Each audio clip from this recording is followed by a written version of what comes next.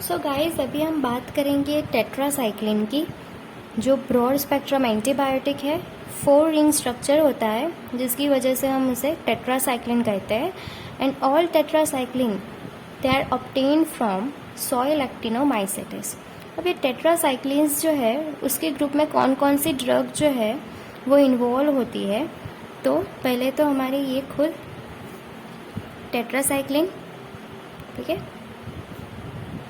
Tetracycline, oxytetracycline, oxytetracycline, demeclocycline, doxycycline, cycline and minocycline. Tetracycline, oxytetracycline, demeclocycline, तो पीछे ये cyclin cyclin लग रहा है, ठीक है। Doxycycline, minocycline. अब दूसरी जो ड्रग है वो अनदर क्लास से हमने ऑब्टेन की हुई है, दैट इज द ग्लाइसाइक्लिन। ग्लाइसाइक्लिन ये अनदर क्लास की ड्रग है, बट उसका जो सोर्स है वो मीनोसाइक्लिन है। इसमें इंक्लूड होती है टीजे साइक्लिन, ओके, कि जिसका जो स्ट्रक्चर है वो सिमिलर है टेट्रासाइक्लिन से एंड इसका फंक्शन भी सिमिलर है टेट्रासाइक्लिन से, ओके। तो ये आपको ड्रग्स है वो याद रखने हैं। Now mechanism of action, tetracycline जो है उसकी वो बैक्टीरियोस्टेटिक होती है, ठीक है, कि जो बैक्टीरिया की ग्रोथ है उसे रिड्यूस करती है। अब वो कैसे करती है वो हमने पहले वीडियो में आपको बताया था कि वो एक्चुअली में 30S राइबोसोम पे बाइंड होती है, वहाँ पे एक्सेप्टर साइट को ब्लॉक करती है, ओके। ये अब मैकेनिज्म ऑफ रेजिस्टेंस, ओके, तो उसमें ड्रग इफ्लक्स पंप जो है वो फॉर्म होते हैं इन द बैक्टीरिया। तो बैक्टीरिया जो है वो क्या करेंगे, इसे इफ्लक्स पंप जो है उसकी सरफेस पे ऐसे फॉर्म कर देंगे।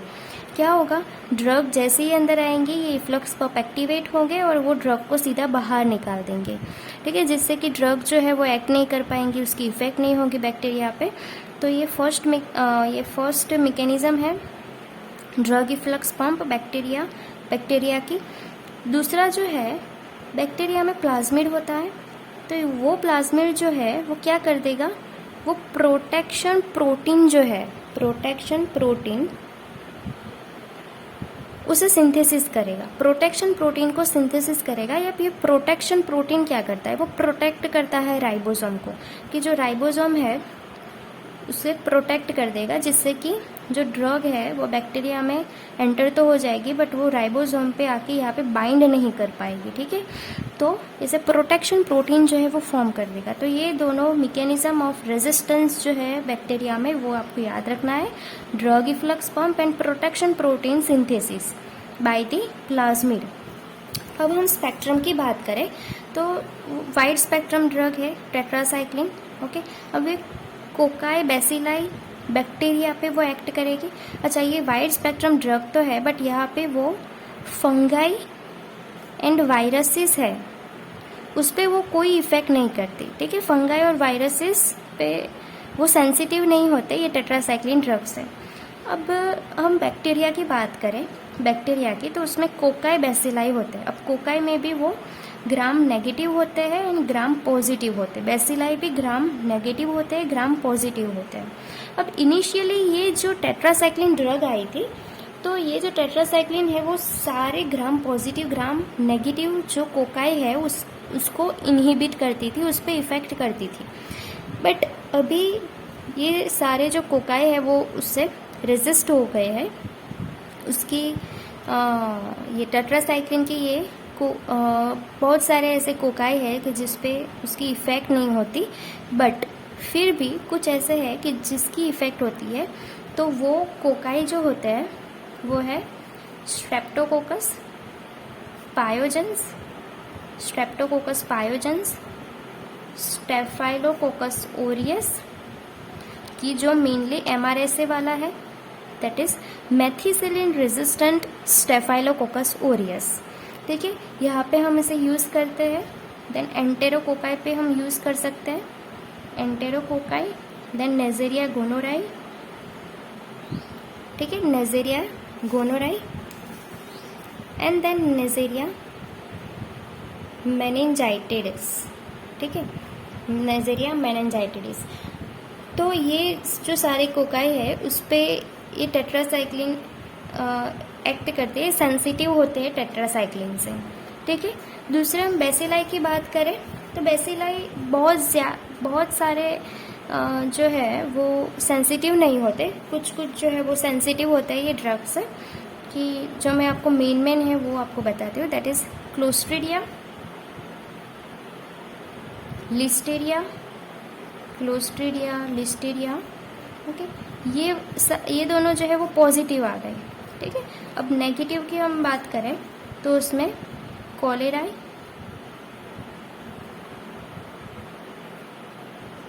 यर्सिनिया, ठीक है, ब्रुसेला, एच इन्फ्लुएंजाई, ठीक है। तो ये जो है बैक्टीरिया की जो सेंसिटिव होते हैं हमारे टेट्रासाइक्लिन से। अब आपको ये पॉइंट बहुत अच्छे से याद रखना है कि जो एंटेरोबैक्टीरियाई है, ओके, एंटेरोबैक्टीरियाई ये फैमिली के सारे बैक्टीरिया से रेजिस्ट हो गए हैं, ओके। सो लार्जली रेजिस्ट, ओके, ये आपको याद रखना है। ये बैक्टीरिया पे उसकी कोई इफेक्ट नहीं होगी। दूसरी हम बात करें तो होती है स्पाइरोचेट्स, ठीक है, स्पाइरोचेट्स है, स्पाइरोचेट्स में आ जाएंगे ट्रेपोनेमा पैलिडम एंड बोरेलिया, वो सेंसिटिव होते हैं। देन ऑल रिकेट्सियाई एंड क्लेमाइडा, आपको क्लेमाइडा अच्छे से याद रखना है, ठीक है। क्लेमाइडिया पे ये वाली ड्रग जो है वो एक्ट करती है। Then mycoplasm, mycoplasm and actinomyces, दूसरा ये प्रोटोजुआ पे भी एक्ट करती है। प्रोटोजुआ होते हैं, प्रोटोजुआ कौन कौन से, एंटामीबा हिस्टोलाइटिका एंड प्लाज्मोडिया, ठीक है, Entamoeba histolytica and plasmodia. But high concentration tetracycline की हो तभी ये प्रोटोजुआ सेंसिटिव होते हैं, ओके। तो ये आपको याद रखना है। कुछ कोकाई वाले बैक्टीरिया है, बेसिलाई वाले हैं, आपको ये अच्छे से याद रखना है कि एंटेरोबैक्टीरिया पे कोई इफेक्ट नहीं होगी। दूसरा आपको याद रखना है स्पाइरोचेट्स, रिकेट्साई, क्लेमाइडिया, प्रोटोजुआ, उसमें Entamoeba histolytica, okay, and mycoplasma and actinomyces. So guys, हम अब इसके एडवर्स ड्रग रिएक्शन की बात करते हैं। तो पहले तो ये इरिटेटिव इफेक्ट देगा ये ड्रग जो है वो हम लेंगे तो जिससे नोजिया हो सकती है, वॉमिटिंग है, डायरिया है, एपिगैस्ट्रिक पेन है, ठीक है। अब हम वेन में इंजेक्ट करेंगे तो वहाँ पे उस वेन में थ्रोम्बोफ्लेबाइटिस होने के चांसेस भी ज़्यादा रहते हैं। दूसरा आपको ये याद रखना है ओडिनोफेजिया, ओके, ओडिनोफेजिया। एंड दूसरा आपको याद रखना है oesophageal gastritis, oesophageal ulcers, okay, और ईसोफेजाइटिस। सो ये दोनों है। अब ओडिनोफेजिया यानी पेन ड्यूरिंग स्वेलोइंग, ठीक है। तो ये दोनों एडवर्स रिएक्शन हो सकती है ये ड्रग से, टेट्रासाइक्लिन वाली। तो जब भी हम पेशेंट को ये ड्रग रेकमेंड करें तो हमें उसे ये भी कहना है कि आपको फुल 1 ग्लास ऑफ वाटर के साथ ये ड्रग लेनी है, ठीक है। एंड दूसरा कि उसे 30 मिनट तक सोना भी नहीं है, ठीक है। तो जिसकी वजह से कि 1 फुल ग्लास वाटर के साथ फुल ग्लास ले लेंगे तो क्या होगा कि फ्लश आउट हो जाएगी ये drug in the stomach from the oesophagus में वो नहीं रहेंगी ज़्यादा, तो फिर वहाँ पे ईसोफेजियल अल्सर्स होने के चांसेस भी कम रहेंगे। तो आपको ये रेकमेंड करना है पेशेंट को। ठीक है। देन दूसरी वो हाइपर सेंसिटिविटी रिएक्शन हो सकती है, जैसे कि स्किन रैशेस है, अर्टिकेरिया है, ग्लोसाइटिस है, एंजियोइडीमा है। दूसरा कि वो सुपर इन्फेक्शन कैसे होगा कि ये ड्रग जो है वो गट के जो नॉर्मल फ्लोरा है, कमेंसल फ्लोरा जो होते हैं, उसको ही सप्रेस कर देते हैं, जिससे कि ये सुपर इन्फेक्शन हो सकता है। देन फोटोटॉक्सिसिटी, ठीक है, फोटोटॉक्सिसिटी हो सकती है। मेनली ये जो डेमेक्लोसाइक्लिन ड्रग है उससे ये वाली जो है रिएक्शन वो ज़्यादा होते हैं, फोटोटॉक्सिसिटी हो सकते हैं। देन लीवर डैमेज हो सकता है, ओके। तो उसमें क्या होगा, फैटी इनफिल्ट्रेशन होगा, लीवर में फैटी इनफिल्ट्रेशन होगा, ठीक है। किडनी जो है उसको भी वो डैमेज कर सकती है। मेनली यहाँ पे आपको याद रखना है फैनकोनी सिंड्रोम को। अभी फैनकोनी सिंड्रोम क्या है? फैनकोनी सिंड्रोम मतलब कि tubular damage in the kidney, okay. Tubules जो है वो डैमेज हो जाए इन द किडनी में। तो ज़्यादातर ये फैनकोनी सिंड्रोम हम जब भी एक्सपायरी डेट वाली ड्रग ले लें, इसकी वजह से ये होने के चांसेस ज़्यादा रहते हैं। जिसमें क्या होगा मेनली कि ये जो टेट्रासाइक्लिन है वो उसका डिग्रेडेशन होगा, तब ये सारे प्रोडक्ट हमें मिलेगी, एपीटेट्रासाइक्लिन, एनहाइड्रोटेट्रासाइक्लिन एंड एपी एनहाइड्रोटेट्रासाइक्लिन, ठीक है। कि जो क्या करेगी, ट्यूब्यूल्स जो है उसे डैमेज करेगी, ठीक है, जिससे कि ये फैनकोनी सिंड्रोम होगा, ठीक है। तो ये किडनी डैमेज करेगी, तो हमें एक्सपायरी डेट वाली ड्रग हमें नहीं लेनी है यहाँ पे। देन दूसरा क्या होता है यहाँ पे कि ये जो ड्रग है वो tetracycline chelating with calcium, chelating with calcium. So यहाँ पे कैल्शियम ज़्यादा कहाँ पे होते हैं प्रेजेंट? टीथ में एंड बोन में। तो ये सारी जो टेट्रासाइक्लिन ड्रग है वो यहाँ पे डिपॉजिट होने के उसके चांसेस ज़्यादा रहेंगे, ठीक है। तो फिर क्या होगा कि बोन मैरो सप्रेशन होगा, जिससे कि एप्लास्टिक एनीमिया होने के चांसेस ज़्यादा रहते हैं, ओके। देन दूसरा क्या होगा कि ब्राउन और येलो डिस्कलरेशन होगा, ब्राउन येलो डिस्कलरेशन होगा on the teeth, okay. Ill form teeth होंगे, ठीक है। तो यहाँ पे टीथ एंड बोन पे भी इफेक्ट करेगी। सो हमें ये ज़्यादातर प्रेग्नेंट लेडी है, चिल्ड्रन है, उसमें हमें ये ड्रग नहीं देनी है, ठीक है। देन जो वेस्टिबुलर टॉक्सिसिटी भी वो करती है, ठीक है, कि वो ज़्यादातर एंडोलिम्फ में चली जाएंगी, एंडोलिम्फ में। तो वहाँ पे जाके वो क्या करेगी, एटेक्सिया, ठीक है, वर्टिगो, एटेक्सिया, वर्टिगो एंड नेस्टिगमस, ठीक है। तो मीनोसाइक्लिन जो है वो आपको यहाँ पे याद रखनी है। वेस्टिबुलर टॉक्सिसिटी में ये मीनोसाइक्लिन ड्रग है, वो वेस्टिबुलर टॉक्सिसिटी है वो ज़्यादा करती है, ठीक है। जैसे कि फोटोटॉक्सिसिटी हमने बताया था डेमेक्लोसाइक्लिन वाली ड्रग करेगी, ठीक है। तो ये सारी जो है वो हमारी एडवर्स ड्रग रिएक्शन हो गई, ठीक है। वो ये आपको याद रखना है। यहाँ पे आपको ज़्यादातर ये याद रखना है, मैंने आपको बताया कि आप जब ये रेकमेंड करें तो आपको ये भी रेकमेंड करना है जिससे कि इसोफेजियल अल्सर ना हो, ठीक है। यहाँ पे दूसरा आपको याद रखना है फैनकोनी सिंड्रोम को, एंड टीथ एंड बोन, उस पर ये क्या इफेक्ट करती है वो आपको याद रखना है, ओके। नाउ प्रिकॉशंस की बात आए तो प्रिकॉशंस हमें प्रेग्नेंट लेडी एंड चिल्ड्रन जो है उसमें हमें ये ड्रग नहीं देनी, क्योंकि हमने पहले भी आपको बताया कि यहाँ पे टीथ एंड बोन पे वो इफ़ेक्ट करती है, सो वो एबनॉर्मल बनेंगे। सो यहाँ पे हम इसे रेकमेंड नहीं करेंगे।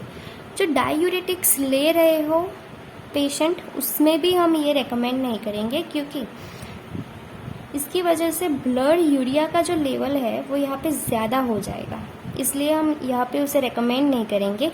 जो किडनी लीवर फेलर वाले पेशेंट है वहाँ पे भी हम रेकमेंड नहीं करेंगे, क्योंकि ये ड्रग ज़्यादातर एक्सक्रीट होती है by the bile and the kidney. So then expiry date वाली ड्रग हम उसे नहीं देंगे। मैंने आपको बताया था फैनकोनी सिंड्रोम होने के चांसेस ज़्यादा रहते हैं। देन हम इंट्रामस्कुलर भी नहीं देंगे, क्योंकि इंट्रामस्कुलर हम देंगे तो उस साइड पे ज़्यादा पेन होगा, सीवियर पेन होगा, सो इंट्रामस्कुलरली नहीं देंगे।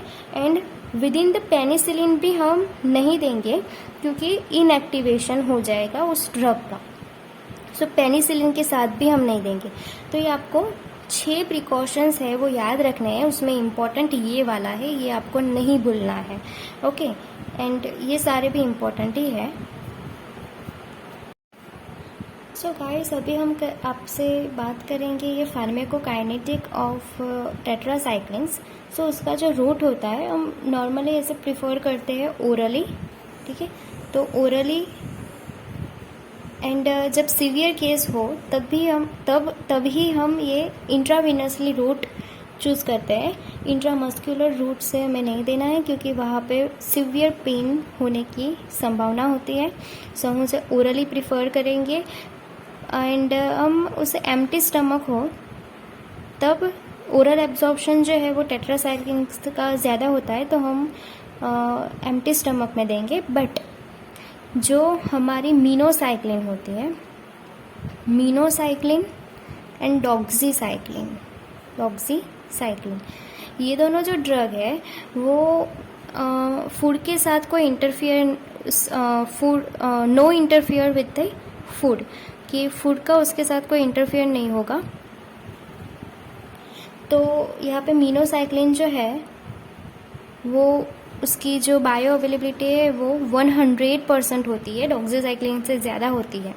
तो यहाँ पे ये पॉइंट को आपको ज़्यादा याद रखना है, ये पूछा जा सकता है कि 100% ओरल बायो अवेलेबिलिटी होती है। बायो अवेलेबिलिटी जो है वो मीनोसाइक्लिन की 100% होती है।